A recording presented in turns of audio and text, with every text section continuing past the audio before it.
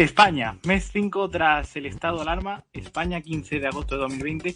La situación del coronavirus está lejos de ser controlada. Los datos de ayer indican una preocupante tendencia al alza en los contagios. 2.987 casos positivos en 24 horas, en solo 24 horas. Además, el Hospital 12 de Octubre de Madrid anuncia que la situación es grave y que se están aproximando a un colapso similar al del mes de marzo.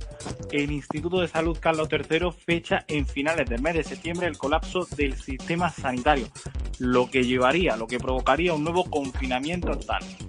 Y en medio de todo esto, medidas del gobierno para atajar el avance de la pandemia, con transmisión comunitaria ya en algunos puntos de la geografía española. Se está investigando si en A Coruña, por ejemplo, hay transmisión comunitaria o no.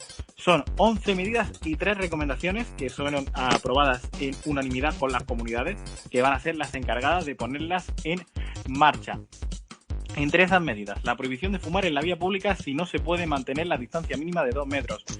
El cierre del ocio nocturno al completo, sin mayores limitaciones. La restricción también de horarios en la hostelería. Deberán cerrar los bares y restaurantes antes de la 1 de la madrugada y no podrán aceptar nuevos clientes desde la medianoche.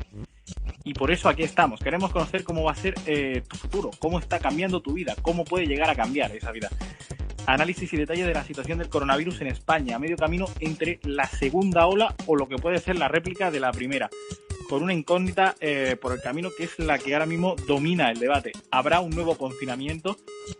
Sanitariamente parece que ese va a ser el camino. Económicamente no está tan claro. Porque solo el cierre del ocio nocturno va a provocar un desastre de 20.000 millones de euros, una cifra que provoca un especial vértigo, y esto es solo el cierre de un sector. La situación en la calle, ¿cuál es? Pues hay de todo. Los incrédulos, los que niegan la posibilidad de otro gran confinamiento y los que ya están comprando por si se llegara a generar una situación de caos. Y mañana una manifestación, 16 de agosto, mañana una manifestación contra los grupos anticuarentenas que repiten el mensaje, repiten el mantra de esto está creado. Esto es un estado de pánico para controlarnos. Somos libres y no queremos más confinamientos.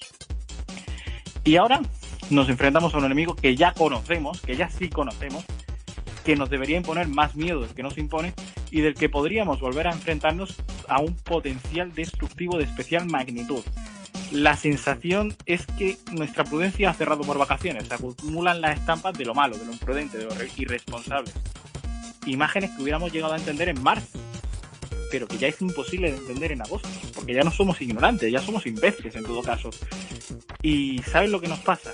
Que nos hemos confiado, que nos dijeron que igual el virus iba en verano, debe ser que se fue a la discoteca. Nos dijeron que cuando hubiera vacuna aquí no iba a pasar nada y que esa vacuna iba a estar ya prácticamente ya puesta en todos los seres humanos.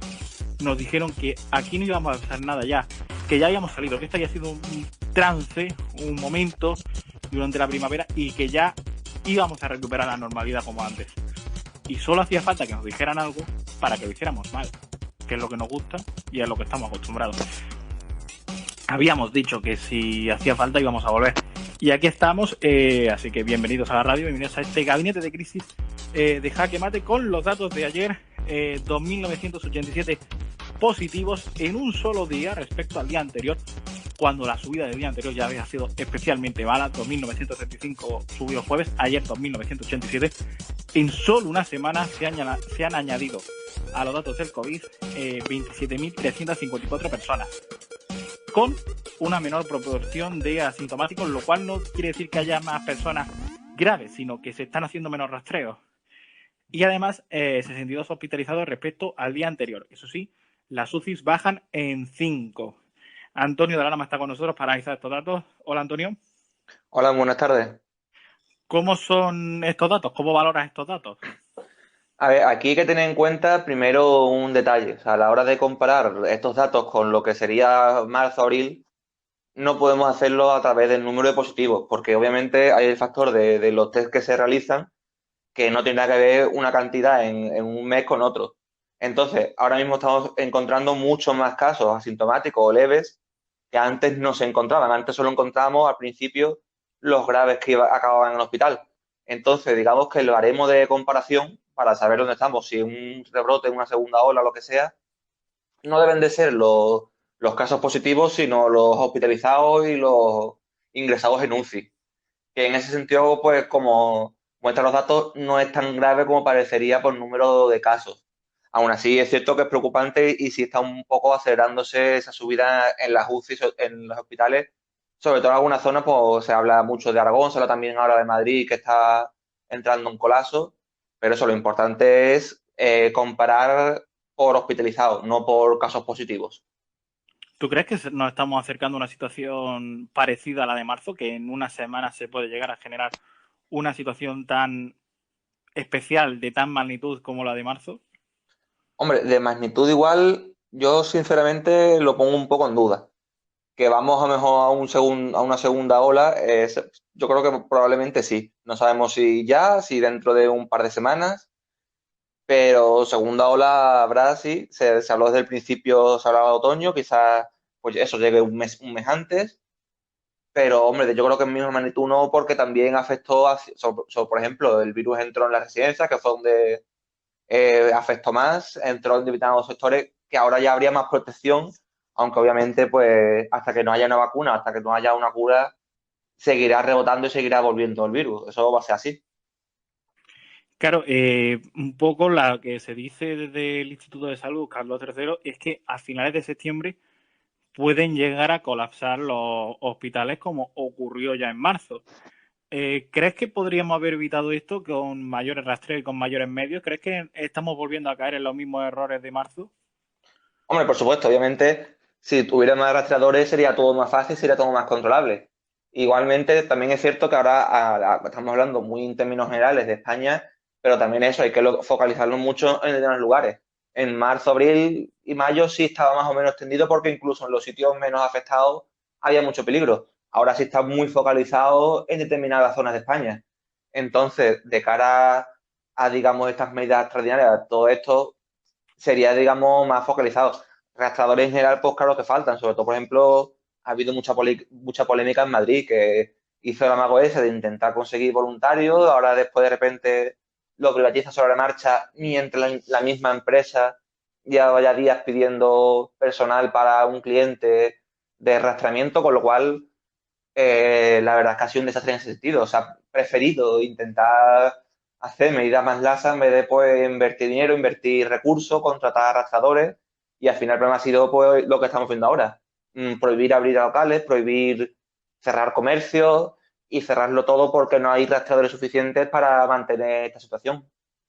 Claro, que es un contexto diferente al de marzo, porque en marzo es verdad que no se supo la magnitud del problema hasta que ya estaba la magnitud de ese problema. Es decir, se dio por hecho que aquí no iba a pasar lo que pasó en China en su primer momento y lo que no pasó en Italia luego semanas Claro, antes claro. de confinarnos nosotros. Pero ahora sabemos lo que es un confinamiento, sabemos lo que es que estén subiendo las cifras a la magnitud a la que están subiendo. Entonces, ¿cómo no se está poniendo mayores perspectivas que las que ahora se han puesto? Porque el cierre de discotecas para muchos llega tarde, las limitaciones en residencias, cuando las residencias están volviendo a ser otra vez foco de contagio importante, llegan tarde. Sí, o sea, es que también respondo mismo, respondo a un tema económico. Desde sectores, por ejemplo, el ocio nocturno, pues intentó mantenerse abierto con todas las posibilidades, intentaron pues con con unos protocolos que supuestamente se han cumplido, pero no estamos tan seguros. Y de hecho, yo creo que el hecho más claro es que se ha prohibido desde el principio con mucha rotundidad, pues lo que es botellones, lo que es beber en la calle, lo que es estar, pues por ejemplo, ahora que en verano la gente en la playa con una cerveza tranquilamente, pero en cambio se mantenían discotecas, se mantenían terrazas, con lo cual se daba esta situación tan absurda que en un virus que sabemos que al aire libre es mucho menos peligroso porque no, y con distancia social mucho más, tú puedes estar en la playa con unos amigos y te viene la policía y te multa y te tienes que ir a un bar o a un local a entrar dentro rodeado de más gente. En ese sentido, pues se ha puesto por delante la economía e intenta mantener una cierta normalidad económica para recuperar parte del sector. Ahora ya, desde el mismo ocio nocturno, desde los mismos comercios, han dicho, estamos ahora mismo que no es rentable, que estamos fatal, que no somos capaces de controlar, hay que cerrar y así es cuando se ha cerrado. Precisamente estamos hablando de esas medidas que aprobaron ayer el gobierno y las comunidades autónomas en una reunión especial, extraordinaria, comunicada el día anterior ante la magnitud de este problema. Entre esas medidas son 11 medidas y 3 recomendaciones. Entre esas medidas están el cierre del ocio nocturno, todo lo que sean discotecas, salas de baile y bares de copas, eso cierra Sí, permanentemente durante, se dice en principio, 15 días. La hostelería deberán tener reuniones máximas de 10 personas por mesa, 10 clientes por mesa, y se tendrá que cerrar a la 1 de la madrugada, prohibiendo los accesos desde la medianoche. Es decir, no podrás ingresar a un restaurante desde después de la medianoche. En residencias se deberá hacer PCR a todos los nuevos ingresos y a los empleados que se reincorporen después de días libres o de vacaciones. Además, se limitará las visitas, solo será 1 hora al día con un solo familiar por paciente y se limitará la salida de los residentes fuera del establecimiento de la residencia. La medida quizás más polémica junto a la del ocio nocturno es la de prohibir fumar en la vía pública si no se respeta la distancia de 2 metros. Claro, esta es una ley que parece que está hecha la ley y hecha la trampa. Parece ser el ejemplo más claro, porque claro, tú puedes demostrar, por decirlo así, que tú estás sí respetando la distancia de 2 metros. También esto se aplica igual para las terrazas. Y una recomendación, esto no es una medida obligatoria, aunque las comunidades autónomas si quieren pueden plantearla como medida obligatoria, es limitar los encuentros sociales a menos de 10 personas y que sean convivientes, que sean parte de una burbuja social. Ahora vamos a contar lo de una burbuja social. ¿Cómo crees que son estas medidas? ¿Insuficientes? ¿Excesivas? bueno, son medidas que, digamos, es como volver a entrar a ese confinamiento light al que parece que nos acercamos. Y bueno, son medidas pues necesarias, ¿no? Yo creo que, por ejemplo, la del tabaco va a ser más que una trampa de enfoque la gente tal, en lugares, sobre todo en ciudades, en lugares así con mucha gente, va a ser de facto prohibir fumar en en la vía pública. Lo de los 2 metros, pues se entiende que es, pues si tú estás en un sitio en el que hay poca gente, en un pueblo perdido o sitios así que puedas fumar tranquilamente, porque es cierto que de todos modos que es muy polémico, pero fumar al fin y al cabo estás echando aire por la boca, que si estás contagiado estás propagando el virus. Y además lo que se ha visto en las calles es que muchas personas lo utilizan prácticamente como si fuera un salvoconducto para ir sin mascarilla. Que vas por la calle, hay personas que van por la calle con el cigarro en la boca paseando tranquilamente sin mascarilla con la excusa de que están fumando. Entonces también eso es un problema importante. Respecto a lo que comentabas al principio de que en principio son 15 días, hombre, yo creo, de hecho creo que el mismo presidente Aragón Lambán lo dijo, seguramente sean más de 15 días. O sea, esto, lo mismo ocurrió con el estado de alarma, que eran 15 días y al final se fue alargando. No sabremos cuánto durará, pero seguramente durará un tiempo. No van a ser 15 días. Pero vamos, por lo general son medidas necesarias.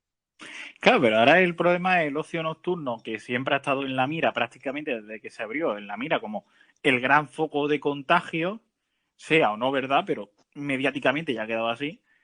Eh, Primero, ¿qué dirigente autonómico o si el Ministerio de Sanidad se atreve ahora a abrir dentro de 15 días, dentro de un mes, el ocio nocturno, sabiendo las críticas que se puede llevar por ello, por que en la sociedad ya está visibilizado como un foco de contagio importante y que los jóvenes son irresponsables?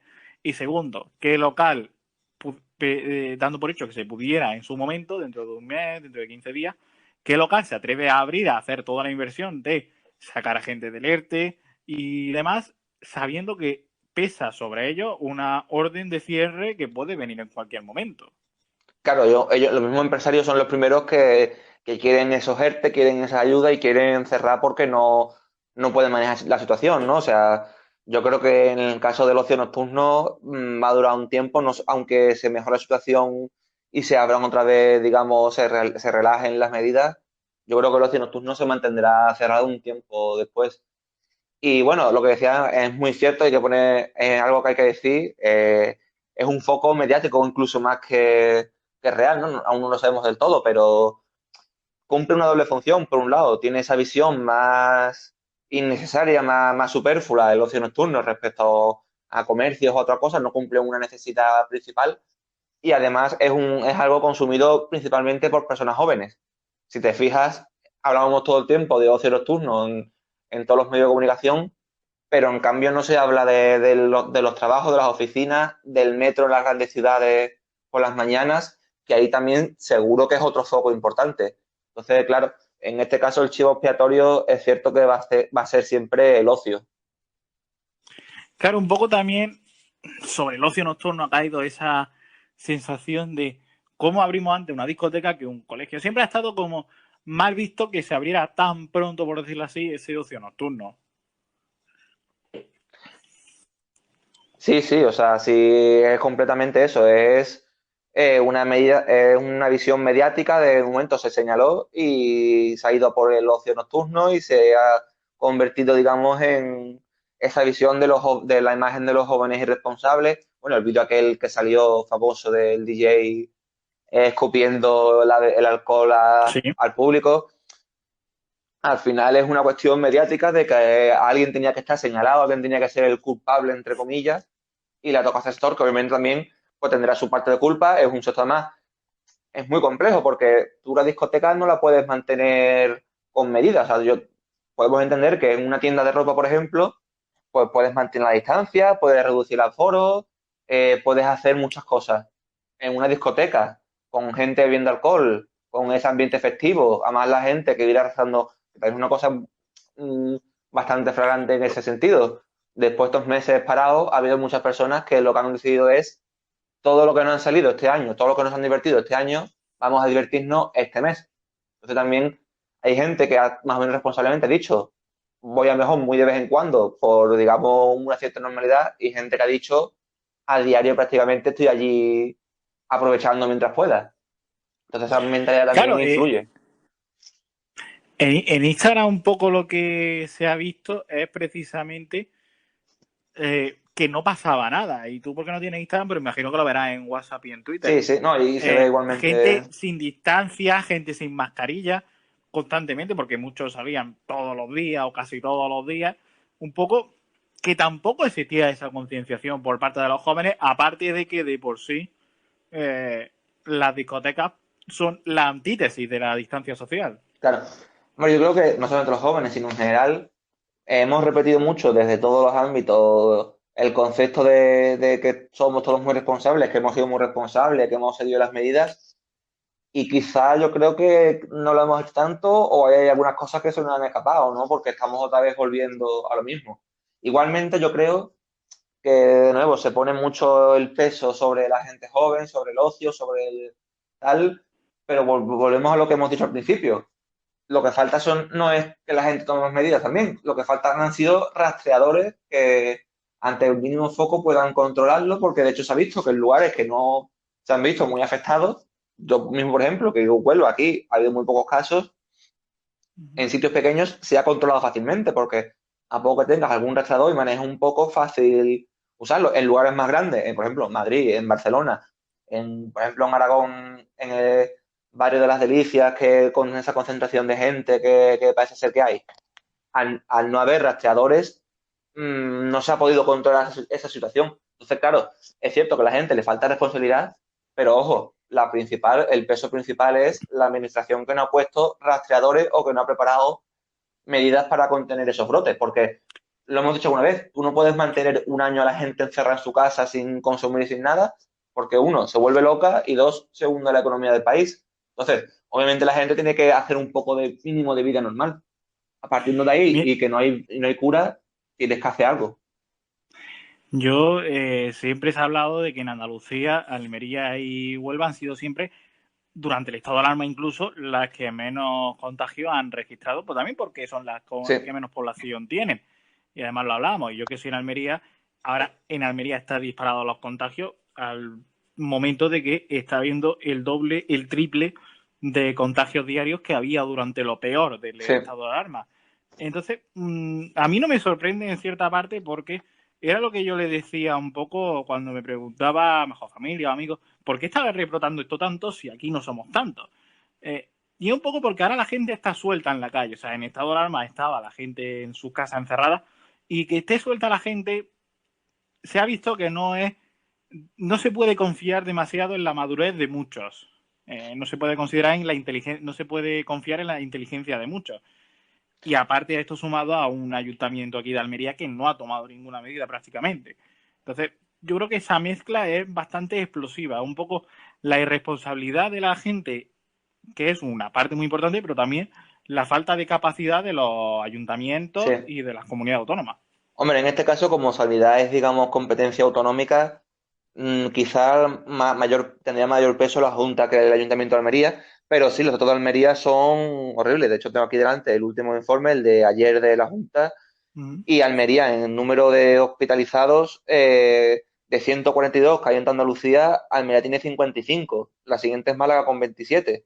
Pero es que, por ejemplo, Sevilla tiene 11, Huelva tiene 4, Jaén tiene 9. Y en UCI, de 29, 14 están en Almería, o sea, la mitad de toda Andalucía. Es un foco, además, que, como decía al principio, durante la primera ola no tuvo, prácticamente no le afectó. Parecía que eso, como Huelva, poco poblada, menos, digamos, movimiento de gente, más aisladas a nivel de comunicaciones. Pero Almería es un caso para estudiar. Hay quien apunta quizás al campo, irónicamente pues, en Huelva también, pero no ha habido ese problema. Pero parece ser que Almería puede ser en ese sentido, por también el tipo de cultivo que ha provocado ahora en esta época, sin distancias y tal. Pero la verdad es que es un caso que habrá que estudiar con detenimiento porque ha explotado de manera brutal, porque efectivamente, incluso aunque Almería fuera más afectada durante la primera ola, los datos actuales son bastante preocupantes.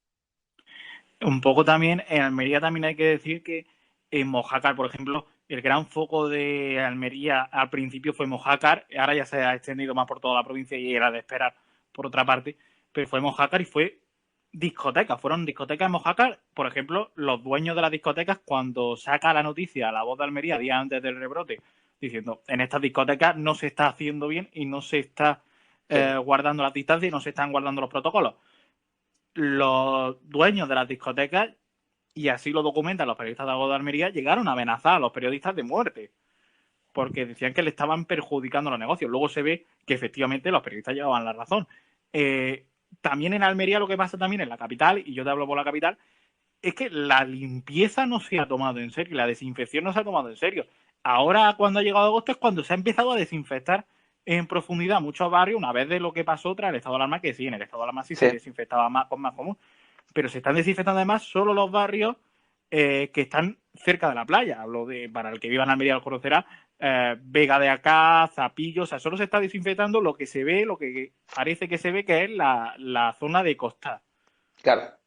Sí, porque de nuevo eso, el peso se deja en el ocio y se asume que son esos barrios más cerca de la playa en los que hay más movimiento, pero los barrios en los que vive gente que trabaja en Almería, igualmente ahí también pasa gente todos los días, muchísimas personas supongo, y serán barrios en los que también hay que tener en cuenta a la hora de hacer algún tipo de plan, ¿no? Yo creo que eso está claro, que hay que entender que no es solamente el ocio, que es el trabajo diario, aunque es más complicado restringirlo, pero también tienes que tomar medidas de desinfección o de lo que sea.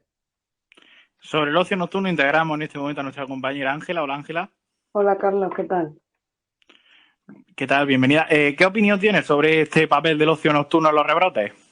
A ver, yo creo que es un poco lo que estáis comentando, ¿no? Creo que tiene que ver un poco con la prioridad que se le da a la economía y el marco también en el que se toman las medidas, aunque sean en escasas. Creo que en el estado de alarma, únicamente ya por estar encuadrado en ese formato, digamos, creo que las medidas que se tomaron se tenían mucho más en cuenta por el simple hecho que estaban inmersas en ese marco, como estoy diciendo. Creo que ahora la sensación, por lo menos, por lo que he podido comprobar, es de un relativo confinamiento a raíz de estos recortes que ha sufrido el ocio nocturno, porque estamos viendo que efectivamente la responsabilidad ha decaído en picado y que en este caso pues no hay suficientes recursos, no se hace tanto hincapié en cuestiones como la distancia social, las aglomeraciones y demás, porque yo, por ejemplo, aquí, desde el pueblo en el que vivo, el Viso, se percibe totalmente un descuido. Y ya te digo, creo que si se volviera un poco al estado de alarma y así, yo creo que sería un poco la ciudadanía sería un poco más consciente del peligro que todavía está latente ahí, porque claro, el caso de Almería que estamos comentando ya es bastante fuerte. Yo creo que es un problema de falta de recursos de gestión y de responsabilidad también, porque creo que todavía no somos conscientes del problema que está asolando el mundo entero. Sin duda, hay otro ítem, hay otro tema que preocupa y que es otra gran incógnita, pues que tenemos que plantearnos ya prácticamente. Es esa vuelta al aula. A los colegios les falta prácticamente menos de un mes ya para volver a las aulas, volver. La idea es que sea presencial esa vuelta. por dos motivos. Uno, porque los estudiantes están desmotivados. Hay una noticia preocupante, la leí yo ayer, que es que 8 de cada 10 profesores temen que los alumnos van a volver desmotivados en septiembre. Y otro también es evitar la brecha digital, evitar esa imposibilidad de muchos estudiantes a acceder a las escuelas. Hay 100.000 estudiantes en España que no tienen acceso a un ordenador. Claro, esa vuelta al aula tiene que ser con distancias de 1,5 metros y eso tiene que provocar un reaforamiento en las clases, es decir, tiene que haber menos aforo en las clases. No todas las comunidades se declaran preparadas para implantarlo, es también lo que denuncian muchos directores de escuelas. Aquí no nos están dando los medios para contratar más personal y para quitar alumnos de clase, es decir, bajar el ratio. En septiembre va a haber una conferencia de presidentes sobre educación, dicen muchos que es tarde, y precisamente lo que pide el sindicato de profesores AMPE es una unificación de criterios. ¿Cómo veis esa vuelta a las clases? Bueno, por un lado, lo comentabas de la brecha digital, yo creo que ese quizás es el problema más sencillo de solventar, ¿no? O sea, ahora ya que sabemos lo que se puede venir, prevenir y, digamos, ir acumulando y creando protocolos para una vez que ocurra, que nadie se quede sin poder acceder a esas clases, yo creo que eso es relativamente fácil de conseguir. Después, pues, claro, ahora mismo es que realmente la conferencia esa que comentabas, el problema es que estamos casi llegando al límite. O sea, prácticamente lo que sabemos es que hasta el día casi antes no vamos a saber exactamente cómo si se va a dar bien el curso. Eso también influye en la motivación de los alumnos. Un año malo, no saben qué va a pasar, no saben si van a la clase. Los que somos más jóvenes, mejor, que les afecta más, separados de sus amigos, del mundo, del ocio, etcétera. Y claro, todo eso al final afecta mucho. Y al final el problema es más importante, la ratio, que ha sido la principal queja de los sindicatos y de las asociaciones. Por ejemplo, aquí en Andalucía la decisión ha sido de mantenerlo al 100% y las clases con 30 personas de igual manera. Y eso yo creo que quizás es el error más grande que hay, porque si ya estaban en muchos sitios las aulas saturadas, ahora con esto es bomba explosiva. Ángela. Yo creo que es bastante llamativo el hecho de que el tema de bares, restaurantes, discotecas esté mucho más tratado y sea vox populi, o sea, esté bastante más organizado que una cuestión tan importante como la educación. Efectivamente, las condiciones no son las mismas, no son normales, por lo tanto, yo creo que ya deberíamos de tener al menos alguna noción o más o menos confirmada de cómo se van a organizar, cómo va a estar organizado el sistema educativo, porque efectivamente entiendo que el estudiante pues esté como un poco desencantado, incluso que piense que o no va a volver a las aulas o a que la formación que va a recibir, en el caso que no sea presencial desde su casa, va a ser deficiente. O sea que yo creo que el sentir del estudiante está refleja bastante cómo está la cuestión del sistema educativo.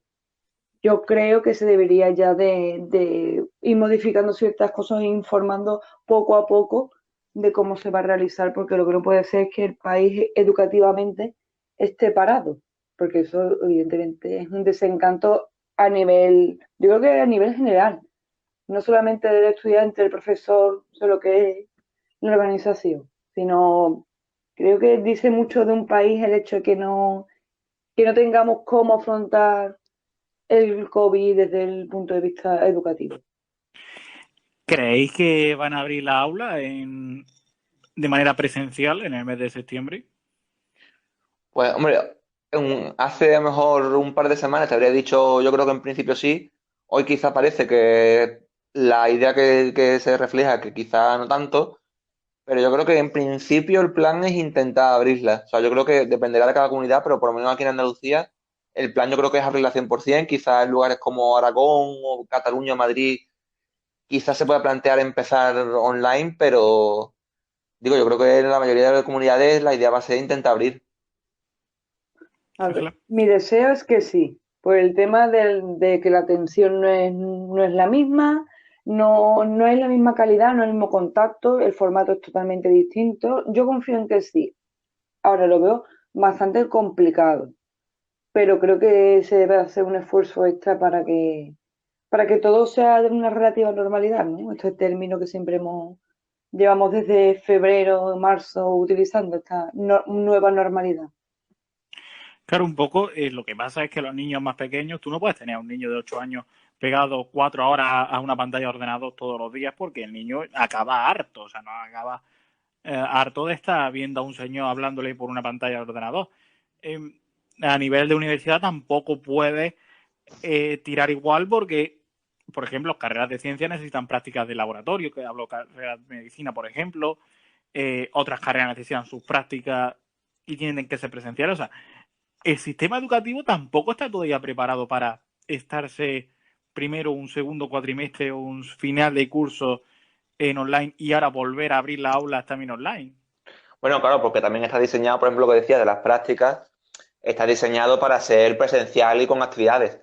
Igualmente, yo creo que a nivel universitario, más allá de eso, no existe o no debería existir demasiados problemas. Es cierto que fue un poco desastroso, sobre todo en algunas universidades, en este curso pasado, pero a nivel de lo que es anímicamente el alumno, la capacidad de organizarse y de prepararse y de estudiar, etcétera, de aprender, es digamos, el eslabón que menos afecta. Ahí el problema es, por lo que comentamos, niños de 8 años, niños bueno, de infantil incluso, para los que tan importante es en esos años la educación, porque tanto les puede ayudar o cambiar el de dar clases o no, y que es mucho más complicado sin tener un profesor delante y tener a alguien delante. O sea, es así. La universidad es más fácil de adaptarse. Hay un colegio donde está realmente el problema. La cuestión es bastante problemática en ese sentido, sobre todo cuando a ellos les afecta lo que es la base, ¿no? Afecta independientemente de colores, números y demás, es el hecho de compartir un espacio, saber cómo comportarse, tener una idea de un referente. Puede ser una descompensación bastante importante.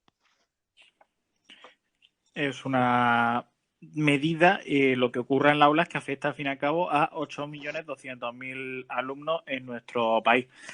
Otra de las posibilidades que se ha planteado es hacer clases en sitios que no sean aulas tradicionales, por ejemplo, habilitar gimnasios, habilitar comedores o incluso hacerlas en parques cercanos o en estancias cercanas, como pueden ser también polideportivos, etcétera.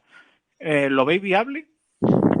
Hombre, lo suyo es, si vas a salir del aula, la idea es que sea un sitio que sea mucho mejor a nivel de seguridad. Entonces, tendría que ser aire libre o incluso también polideportivos también podría servir. Meterse en otro espacio cerrado, igual de peligroso, sí, pues te permite bajar la ratio, pero tampoco solucionas mucho. Igualmente, claro, al final es que es lo mismo, ¿eh? En vez de dar 30 personas en un aula, 30 personas en un polideportivo.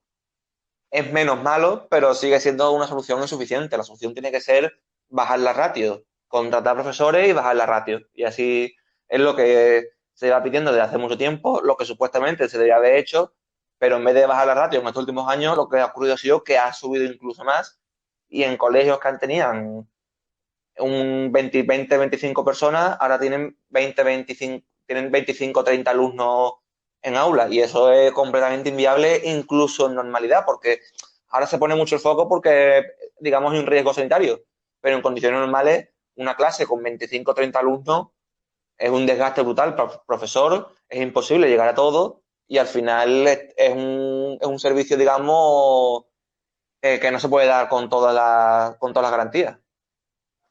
Ángela. Yo creo que no es una solución adecuada ni que resuelva nada como apunta Antonio. Creo que es una cuestión un poco más estructural, ¿no? Que de recursos a nivel materiales, o sea, más aulas o aulas acondicionadas, efectivamente la reducción de la ratio para que todo vaya como un poco más organizado y por supuesto y lo más importante y desde mi punto de vista sería bastante novedoso es el hecho de contratar más profesores. Eso, para más INRI, eso sí que estimula el mercado laboral y estimula y facilita mucho más lo que es el servicio y da como una buena imagen de cara a la galería y de cara al resto de Europa de que, bueno, so- somos capaces de gestionar esto un poco más normalizadamente, no simplemente cambiando un polideportivo, un colegio por un polideportivo. La verdad, no creo que ahí resuelva nada. Incluso es que sería peor, iría en detrimento del objetivo.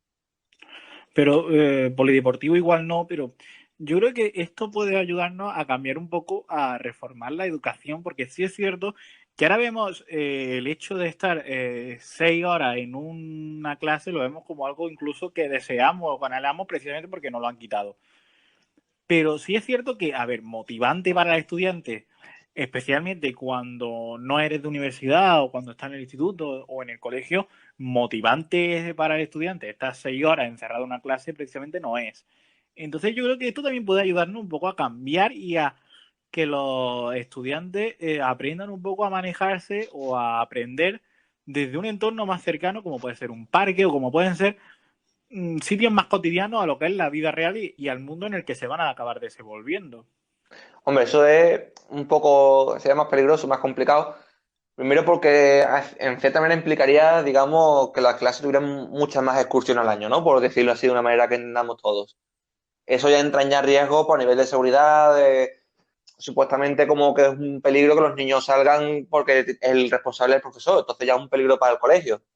Pero de nuevo, todo lo que tú quieras hacer de que no sea estar todos sentados en el aula dando clases como hasta ahora, necesitas bajar la ratio, porque tú no puedes mantener ese tipo de actividades un profesor con 30 alumnos porque es un desgaste brutal, porque es muy complicado de organizar, etcétera, etcétera. Si fueran 15 alumnos por aula, pues sí que se pueden organizar muchas más actividades, se pueden dar clases más alternativas, etcétera, etcétera.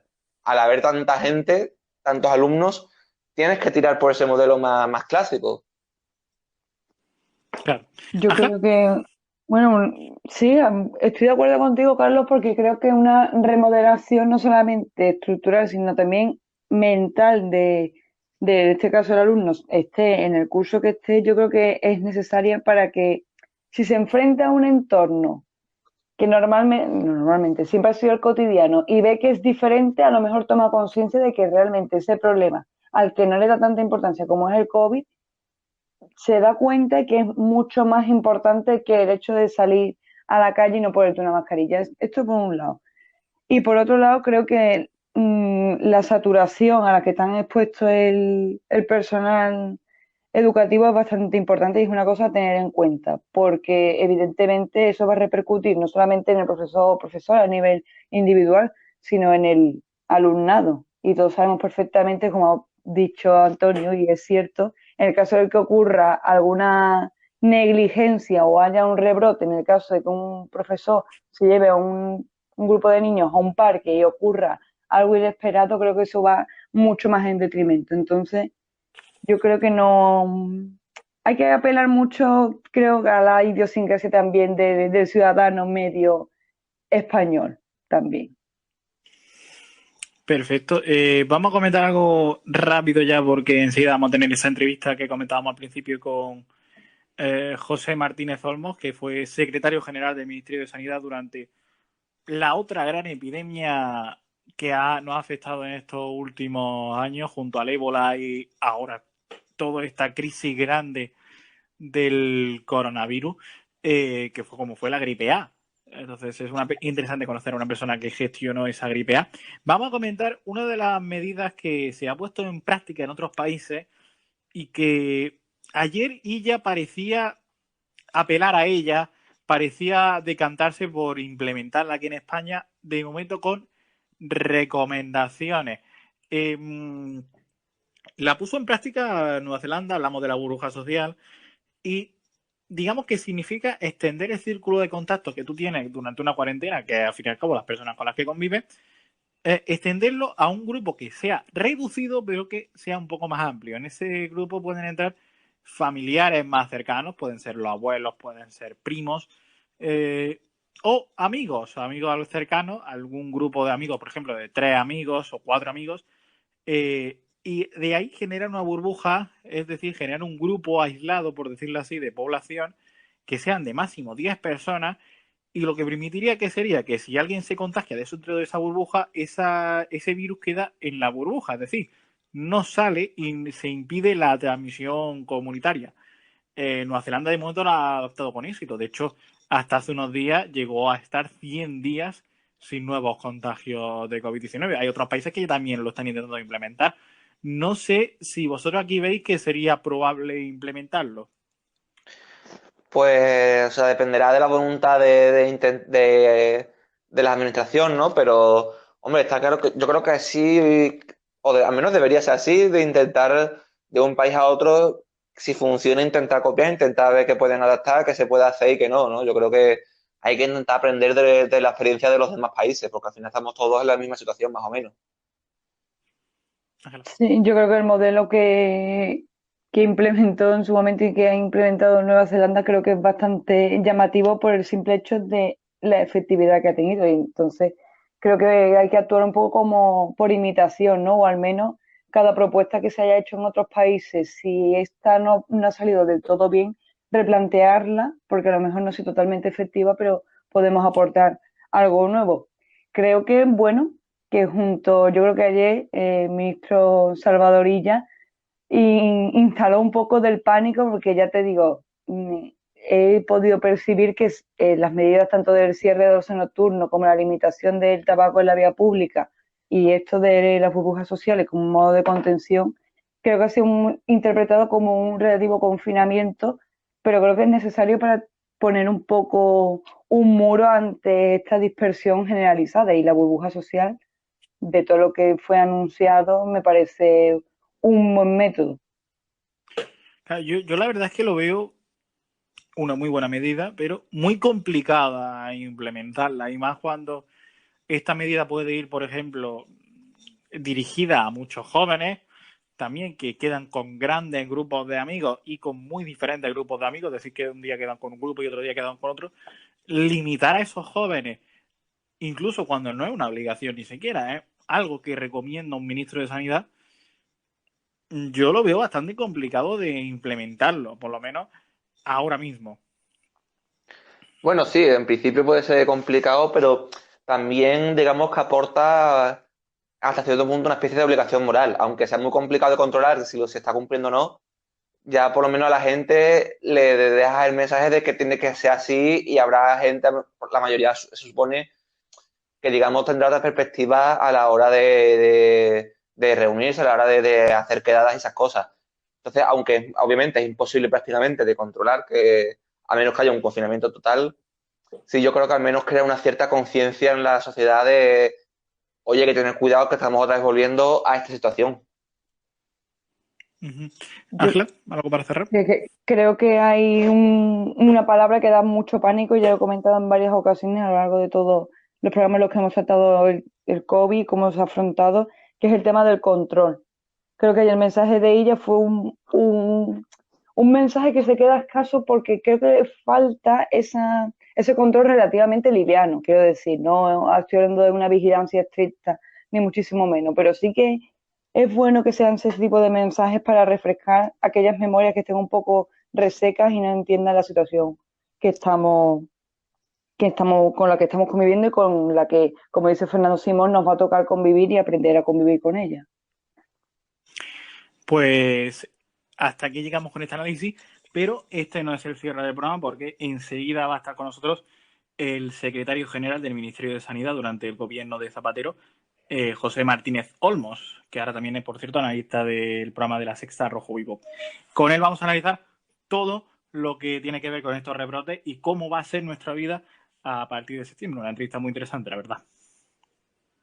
Hoy tenemos con nosotros al secretario general del Ministerio de Sanidad en el periodo en el que gobernó José Luis Rodríguez Zapatero, José Martínez Olmos, a una persona a la que también le tocó gestionar una de las epidemias que ha afectado a nuestro país en el reciente, sin mucho menos la categoría que ha tenido el COVID-19, pero como fue la gripe A.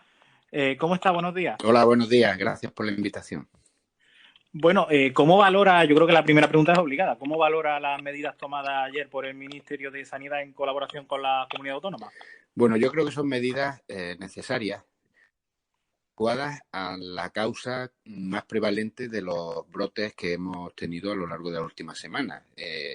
Las hemos tenido en el ámbito familiar y las hemos tenido en el ámbito del ocio nocturno, y por lo tanto son medidas que vienen a prevenir nuevos contagios en el futuro. Seguramente, además, hay que señalar que es importante decir que se adoptan por unanimidad para su aplicación en el conjunto del territorio.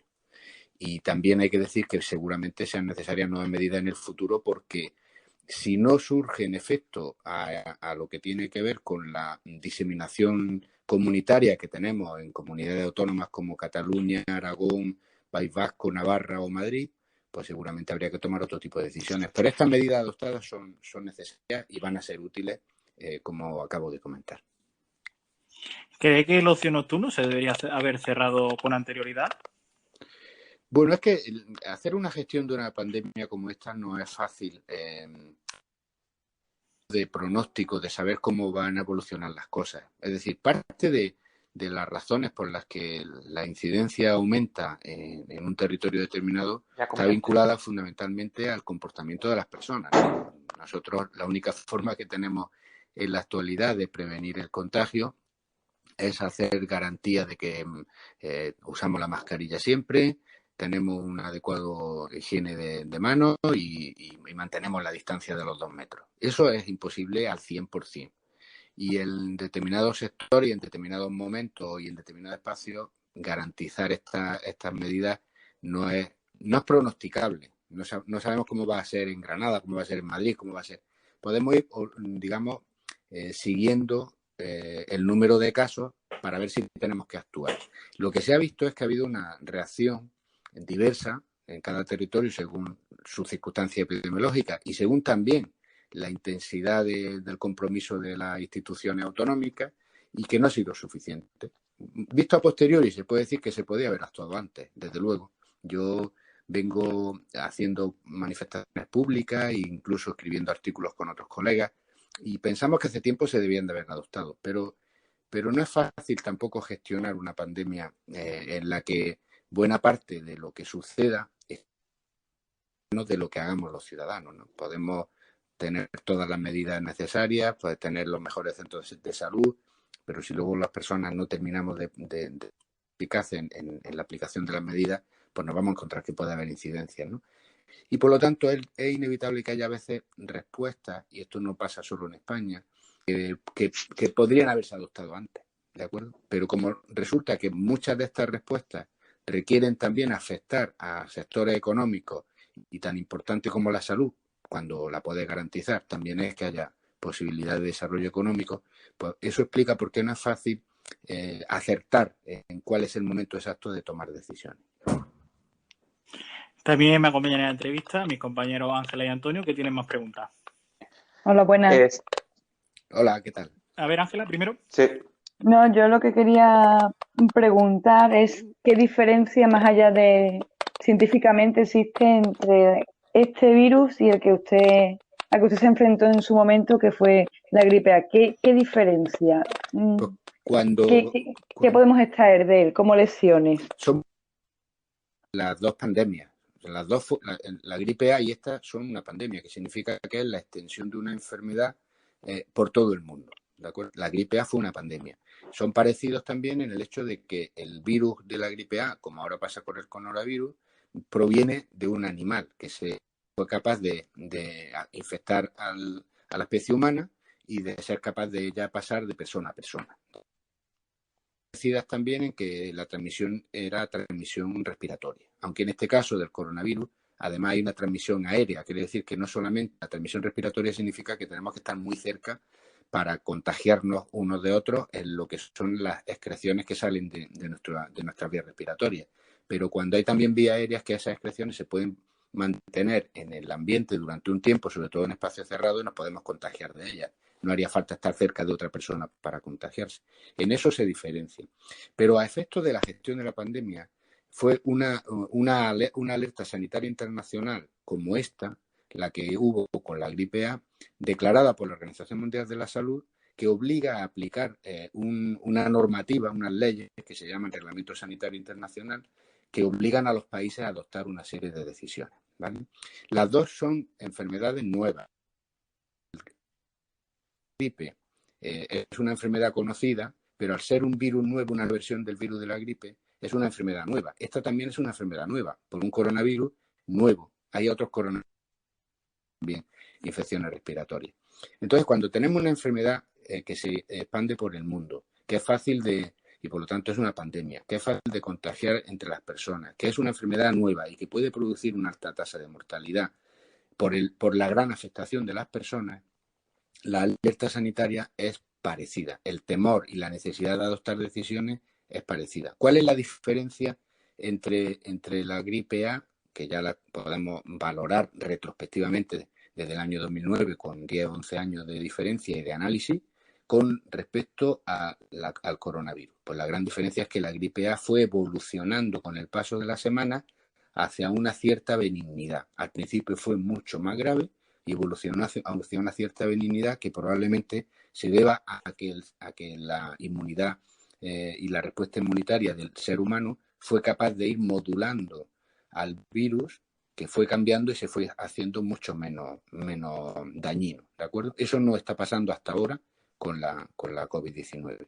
Entonces, claro, desde esa perspectiva, cuando pasaron las semanas y la enfermedad de la gripe A fue a menos, la necesidad de adoptar medidas de confinamiento no fue una necesidad que tuviéramos que plantearnos y por lo tanto fue menor el daño en salud, pero también menor el daño en la economía, a diferencia de lo que está sucediendo con la COVID-19, que no termina de ser una enfermedad que vaya a menos y por lo tanto para responder adecuadamente hemos tenido que adoptar decisiones de confinamiento y de restricción de la movilidad que tienen una consecuencia en la economía que ha sido tremenda y que todavía va a ser tremenda. Y luego una última diferencia. En el caso de la COVID-19 comparado con la gripe A, muchas personas no han tenido síntomas, son asintomáticos, sin embargo son capaces de contagiar. Entonces, cuando tú tienes una enfermedad donde hay un porcentaje de personas que no tienen síntomas, esas personas no van a ir a los servicios de salud porque no tienen síntomas, pero sin embargo están contagiando. Entonces es más difícil de detectar y de prevenir. Y hemos tenido durante las primeras semanas, desde que aparece el caso inicial en Wuhan, en China, hemos tenido un periodo de tiempo donde ha habido una diseminación silenciosa de la enfermedad. No hemos sido capaces en el mundo de detectar una enfermedad que existía en un porcentaje de personas, pero no daba síntomas. Y cuando los daba, al inicio de la enfermedad, como era una enfermedad nueva, desconocida, tenía síntomas parecidos a los de las otras infecciones respiratorias como la gripe, y ha coincidido en el caso de Europa, de España, con la ola de la gripe tradicional, que es en el otoño-invierno, y muchos cuadros menores se han confundido con gripe. Bueno, estos son diferencias sustanciales a la hora de poder gestionar una pandemia de esta naturaleza. Antonio. Sí, siguiendo con el tema de la gripe A, en su momento, al menos mediáticamente, se llegó a calificar como que se había sobredimensionado el peligro, pues como comentaba, de que parecía que a medida que fue pasando el tiempo fue reduciendo su realidad, ¿no? Entonces, en ese momento se calificó como una sobredimensión. Puede ser que ahora los gobiernos, digo incluso a nivel europeo, hayan tenido miedo de tomar medidas rápidas cuando llegó el primer brote en marzo, en febrero, para evitar esa imagen otra vez de tomar muchas medidas ante un virus que al final no era nada. No necesariamente. Mira, es inevitable valorar las reacciones a las pandemias a posteriori y por lo tanto con más elementos de juicio. Pero en el momento en el que estaba ocurriendo la gripe A, como yo la he vivido directamente, tengo el tema bien estudiado, sí, y eso se puede ver en la hemeroteca. En ese momento nadie pensaba que el dimensionamiento de la respuesta era excesivo. Todos pensaban que era insuficiente. Me voy a explicar. Aparece la pandemia el día X. Me da igual que hablemos de gripe A como de coronavirus, pero hablando de gripe A, el día X se declara la pandemia por parte de la Organización Mundial de la Salud. En ese momento sabemos que es un virus de la gripe del que podemos tener vacuna, porque en el caso del virus de la gripe la capacidad de generar vacunas es mucho mayor porque tenemos mucha experiencia de generar vacunas para virus de la gripe que van mutando continuamente. Por eso que aparecen siempre nuevas vacunas de la gripe, ¿vale? Bueno, sabemos por lo tanto que podemos alcanzar la posibilidad de tener una vacuna disponible en 8, 10, 15, 20 semanas, ¿vale? Por lo tanto, en ese momento que se declara la pandemia y que además de otras medidas necesitamos, quienes están en los gobiernos, preparar la dotación de vacunas necesarias para una enfermedad que en esas semanas estaba produciendo muerte, no solamente en personas mayores, también en gente joven y en mujeres embarazadas, pues tú tienes que hacer la previsión de cuántas vacunas tienes que tienes que fabricar y tienes que comprar, ¿vale? Nosotros, por ejemplo, en el mes de la gripe A aparece finales de abril. Bueno, pues en el mes de mayo, junio, empezamos a concretar cuántas vacunas queríamos comprar y decidimos, en el caso español, que íbamos a comprar vacunas para los grupos que tenían mayor riesgo, que sumados, es decir, por ejemplo, mayores de 65 años, diabéticos, hipertensos, ¿no? Por ponerte ejemplo.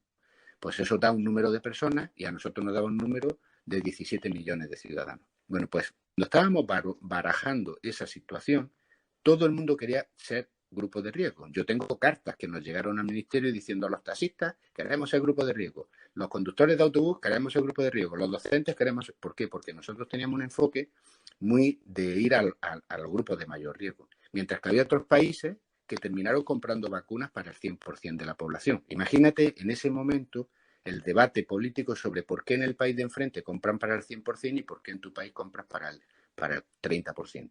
Me invento la cifra. Bueno, pues nosotros que tuvimos un abordaje muy centrado en el riesgo, compramos menos vacunas que, por ejemplo, Francia o Inglaterra u otros países, y cuando tuvimos las vacunas en nuestro poder, se vio que la enfermedad empezó a tener menos incidencia de gravedad y la gente no se quiso poner la vacuna porque hubo un debate sobre la seguridad de las vacunas. Y hubo grupos antivacunas que convencieron a determinadas personas. Total, que hubo la cantidad de vacunas que tuvimos que hacer acopio en España, que fuimos el país que menos vacunas compramos, tuvimos que tirar vacunas. Pero en aquel momento, tirar no destruirlas, porque no se utilizaron. En aquel momento, todo el mundo quería tener acceso a la vacuna. ¿Por qué cuento esto? Cuando estás gestionando la pandemia, tú tienes unos parámetros diferentes a 10 años después, 5 años después. En fin, cuando la pandemia ha pasado y cuando tú ya conoces realmente la enfermedad, pues tienes la mejor capacidad de hacer el análisis de las decisiones. Por lo tanto, en la gestión de pandemia, yo siempre he dicho y diré que esto es como el juego de las 7:30. Cuando tú estás jugando, tú sabes que ese juego aciertas si sacas 7:30, pero te puedes quedar corto o te puedes pasar. Si te quedas corto o te pasas, has perdido el juego, ¿verdad? El juego, ganar el juego es 7:30. Bueno, pues la gestión de una pandemia con incertidumbre sobre una enfermedad nueva es muy difícil acertar. Incluso la gente prefiere que te pase a que te quedes corto. Pero si se da, imagínate que, por ejemplo, ahora empezáramos con el coronavirus en las próximas semanas, ojalá fuera esto cierto, a ver que ya no produce la mortalidad que producía antes, ya no contagia como contagiaba antes. Todo el esfuerzo de compra de material preventivo, de protección de los profesionales, de vacunas, etcétera, se podría valorar como excesivo, pero eso lo puede hacer a posteriori, eso no lo puede hacer a priori. ¿De acuerdo? Entonces es normal que la gestión de una pandemia ante una enfermedad nueva tenga incertidumbres que te puedan llevar a no acertar en ese juego del 7:30 que antes te ponía como símil. Puede ser que no acierte, puede ser que te quedes corto, puede ser que te pase. La valoración es diferente según el momento. Hoy valorar la pandemia de la gripe A en el mes de agosto del año 2020 no tiene nada que ver con el mes de agosto del año 2009. Porque en aquel momento había pánico y había miedo, ¿no? Yo recuerdo incluso, como anécdota, que la primera mujer embarazada que falleció en Granada, yo soy de Granada, que falleció precisamente, me parece que fue el 19 de agosto, fue portada de todos los periódicos de la provincia. Pero portada no solamente la noticia, tema dramático, la fotografía del féretro entrando en el coche mortuorio. Es decir, para que os hagáis una idea del miedo que había a nivel de la sociedad, ¿no? Bueno, pues este es el riesgo. Si mañana cualquiera de los que nos está oyendo le toca gestionar una pandemia, seguro que estas situaciones de incertidumbre, más las directrices que vienen de las organizaciones internacionales, le pueden hacer no acertar en exceso o no acertar en defecto. ¿Usted cree que había más miedo con la gripe A que le tocó gestionar que ahora con el coronavirus, después de estos meses de confinamiento? Después, no lo sé. Antes, desde luego, antes del confinamiento no había menos miedo. De hecho, muchos comentarios por esa cuestión que he comentado de ser una enfermedad silenciosa con síntomas que a veces no aparecen. En las primeras semanas, muchos comentarios de expertos hablaban de que era una enfermedad menos grave que la gripe, ¿vale?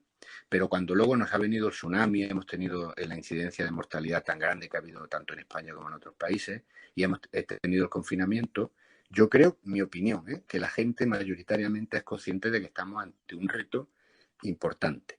Otra cosa es que haya personas yo creo que eso afecta a todas las edades, que hayan podido pensar que esto había pasado, ¿no? Relajado sus comportamientos. Pero en general, con los datos que estamos manejando de encuestas, la mayoría de la población es consciente de que estamos ante un reto importante del que nos tenemos que proteger.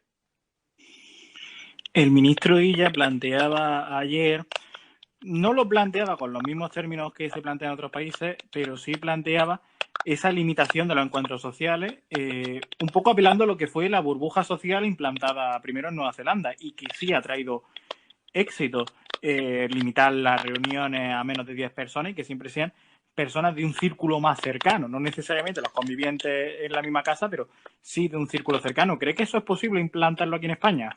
Es posible implantarlo con todo, es decir, las respuestas van a ser en función de la incidencia. Lo que pasa es que hay que tratar de gestionar esto con un equilibrio difícil entre... Yo creo que yo creo que más que llegar ahí, es mucho más fácil en aquellas áreas de territorio donde haya una incidencia muy alta y por lo tanto haya transmisión comunitaria difícil o imposible de controlar con el rastreo. Porque si tú tienes, vamos a ver, tú tienes un brote localizado, imagínate que el brote es en tu familia y sabes perfectamente que las 7 personas que han estado en una reunión donde ha podido contagiarse alguien, ha contactado cada persona con 7 personas y le hace el rastreo, pues puedes controlar ese brote, aunque te cueste un esfuerzo de llamadas de teléfono, de realización de PCR, etcétera, pero puedes controlar ese brote para que no se siga difundiendo en la comunidad. Pero cuando tienes transmisión comunitaria, eso significa que ya no puedes controlar ese brote. Imagínate que el brote se produce en una fiesta donde hay 500 personas y nadie sabemos quiénes han estado cerca de nosotros porque ni nos conocemos, ¿no? Es muy difícil, por lo tanto, de hacer el rastreo a ese brote. Cuando tienes transmisión comunitaria, la única forma eficaz de verdad de cortar esa transmisión comunitaria es el confinamiento en domicilio. Entonces es mucho más factible que pueda haber confinamientos domiciliarios, lo que le estamos llamando los expertos confinamientos quirúrgicos, en edificios, en barrios o en localidades o incluso en territorios regionales. Es más factible que pueda haber confinamientos de esa naturaleza basados en la ley del estado de alarma que en 14 días o en 20 terminar cortando esa transmisión comunitaria. Y eso es mucho más eficaz que hacer planteamientos en el ámbito de las familias, que también puede ser, pero depende qué decisiones en función de cómo tenga la situación epidemiológica. Por lo tanto, yo pienso que en lugares donde hay transmisión comunitaria intensa, que con las medidas adoptadas no termina de controlarse, tendremos que terminar haciendo confinamientos que le llamamos quirúrgicos. Antonio. Sí, bueno, una de las medidas quizás las más polémicas de las tomadas ayer desde el Ministerio fue el prohibir fumar en la vía pública. Durante el tiempo que estuvo usted allí en el Ministerio de Sanidad, uno de los hitos quizás fue la ley antitabaco. ¿Puede ser que esta restricción temporal por el virus genere más restricciones permanentes en el futuro?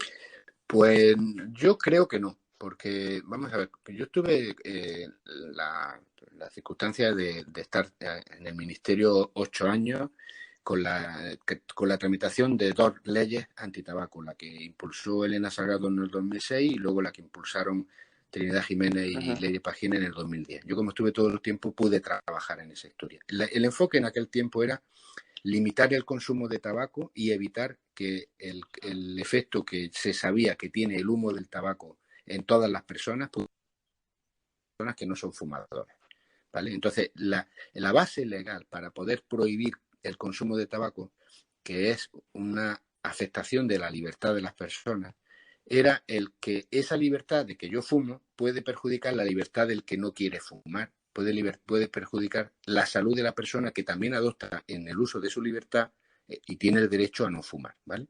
Entonces, sobre esa base sí que hubo fundamento jurídico para prohibir el consumo de tabaco. Por eso no se pudo prohibir el consumo de tabaco en la vía pública, porque en la vía pública no hay evidencia de que el tabaco afecte a la salud de las personas, ¿vale? Bien, entonces, ¿qué pasa en este caso? En este caso lo que sucede es que al haber transmisión respiratoria del virus del coronavirus de la COVID-19 y al haber la posibilidad de que haya transmisión aérea porque permanezcan en las gotitas de la saliva que expulsamos al hablar y al respirar, etcétera, permanezcan en el ambiente esas gotitas, cabe cierta base científica para que proteger a las personas de la COVID-19 permita prohibir fumar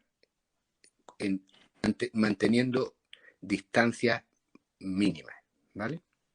Entonces, ahora puede haber una cierta base jurídica para prohibir la libertad de fumar porque está afectando la salud de otra persona que se puede contagiar de la COVID-19. No por el tabaco en sí, ¿de acuerdo? Porque al estar en un espacio abierto no hay evidencia de que el tabaco, el humo de ese tabaco afecte a la persona que no fuma. Pero sí parece que puede haber evidencia, que está por demostrar todavía, de que la cercanía al exhalar el humo puedas tener gotitas que puedan perjudicar a la persona que está cerca de ti, ¿vale? Entonces creo que la decisión pensada para el periodo de pandemia puede tener, se pueda extender, no solamente en España, sino a lo mejor se pueda extender en otros países. Pero dudo que cuando acabe la pandemia, esa base permita la prohibición de fumar en los espacios públicos. ¿De acuerdo? Ese será un debate que ya veremos hacia dónde nos lleva. Pero esto que os cuento os lo digo porque para poder adoptar desde la salud pública medidas que coarten la libertad, es como cuando se decretó el confinamiento, ¿no? Si yo decreto como gobierno el confinamiento, usted no puede salir de casa y usted no puede abrir su empresa, estoy afectando libertades esenciales. Para hacerlo, tiene que haber una base jurídica que justifique que el beneficio que se obtiene de esa medida es mayor que el perjuicio de limitar libertades individuales, ¿no? Y aquí es donde está un poco la dificultad de la lucha frente al tabaco, porque fumar, por muy malo que sea, es un hecho que puede formar parte de tu libertad individual. Lo que no tienes derecho a que porque tú fumes perjudicar a la persona que tenga enfrente. Ángela. Sí, a mí me gustaría saber qué opinión le merecen las manifestaciones o aquellas personas que están en contra de las vacunas, los llamados antivacunas. Me gustaría saber cómo entiende esa postura, qué le parece. Bueno, yo creo que hablar en general de las vacunas es como hablar en general del tiempo y en general de lo que queramos, ¿no? O sea, no es lo mismo el tiempo en España y dentro de España en Andalucía. Es decir, hay que ser capaces de concretar las reflexiones a cada caso concreto. Todas las vacunas y todos los medicamentos tienen, en teoría, la posibilidad de tener ventajas y de tener algunos efectos adversos. Y en el ámbito de la medicina, tanto las vacunas son medicamentos, pero por diferenciar las vacunas como los medicamentos, se hacen ensayos clínicos para valorar si los beneficios son mayores que los riesgos. ¿De acuerdo? Bien, bajo esa premisa general, lo que hay que aterrizar es en el caso concreto. En este caso, en la vacuna concreta, cuando se autorice, qué riesgos se han podido demostrar o qué efectos secundarios se han podido demostrar con los ensayos clínicos. Si son de dolor de cabeza, no es lo mismo que si es un efecto que te puedas quedar paralítico, porque en el segundo caso no se autorizaría el medicamento, no se autorizaría la vacuna, ¿vale? Bueno, entonces, en cualquier caso, para hacer posible que una medida como esta, que sería la de tener una vacuna que se aplique al conjunto de la sociedad y permita acabar con esta pandemia, es imprescindible, más que nunca, que los datos que avalen su puesta a disposición de la medicina sean transparentes y por lo tanto que se sepa exactamente cuántas personas han podido tener algún efecto adverso, cuáles son los efectos adversos y luego, como además en todos los casos de vacunas y de medicamentos el análisis se hace con una muestra de la población, por muy amplia que sea, 30.000, 40.000 personas, son muchas, pero eso no es el 100% de la población del mundo, ¿no?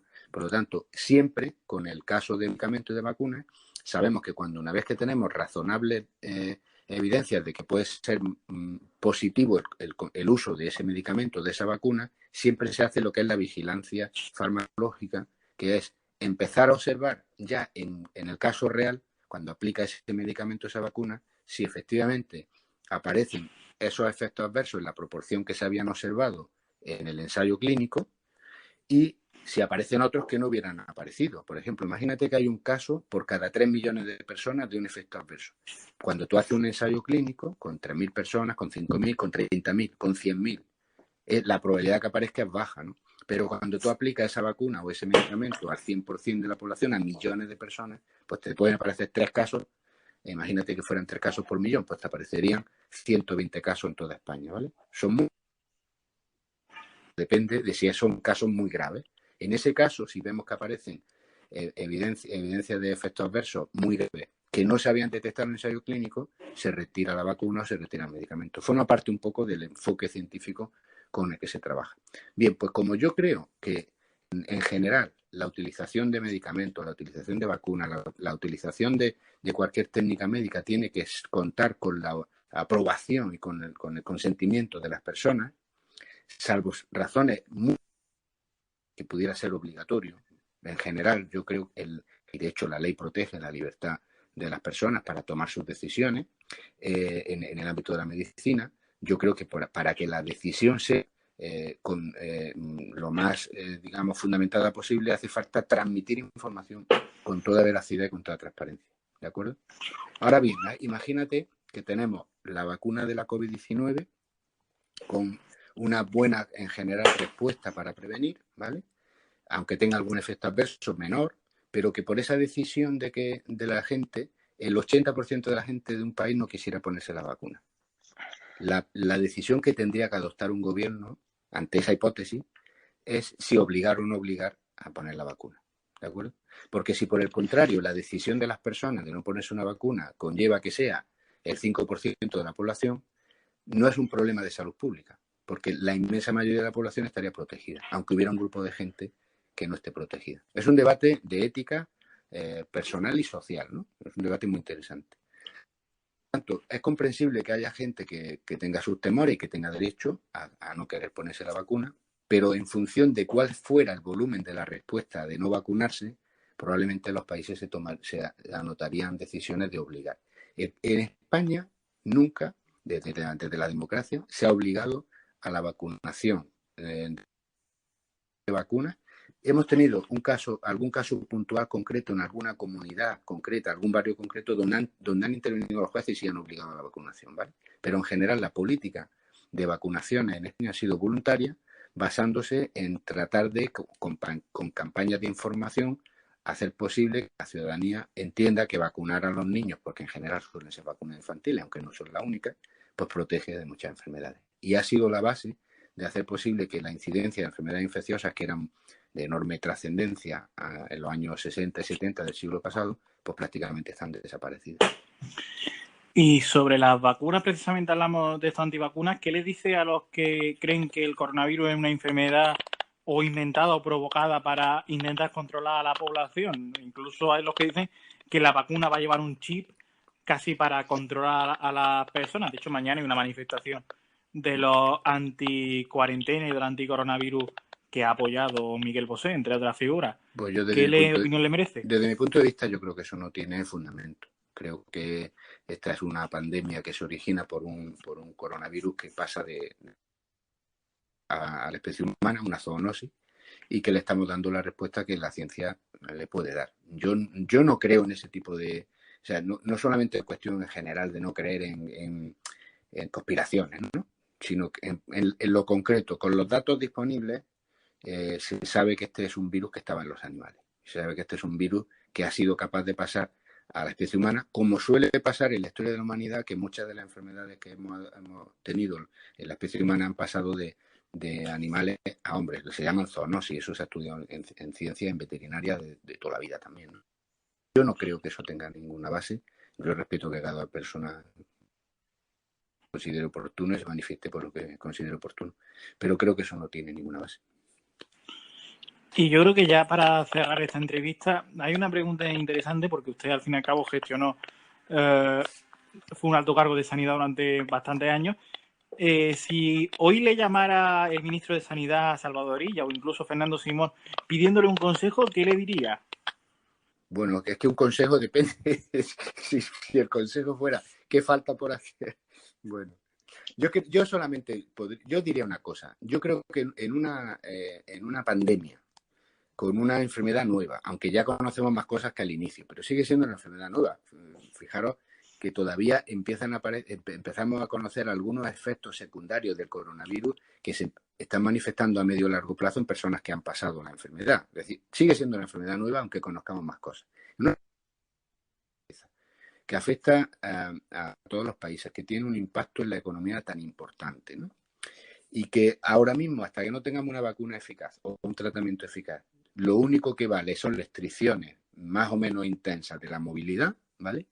Pues el único consejo que yo daría es que solo vale una gestión basada en el consenso político y en el consenso técnico. Porque el consenso técnico no lo va a poder conseguir siempre al 100% porque faltan información sobre el coronavirus en algunos de esos aspectos, pero se pueden conseguir consensos, ¿de acuerdo? ¿Por qué? Porque es la única manera de disminuir las incertidumbres hacia la sociedad. Incertidumbres que afectan al temor de las personas, incertidumbres que afectan a cuánto dinero me tengo que gastar para hacer prevención o organización de los servicios de salud, o incertidumbres que afectan a cómo tengo que confinar o no confinar a la población, afectando o el tema del ocio nocturno, por ejemplo, afectando a la economía de la sociedad. Hay que buscar el máximo consenso. Consenso técnico, consenso político.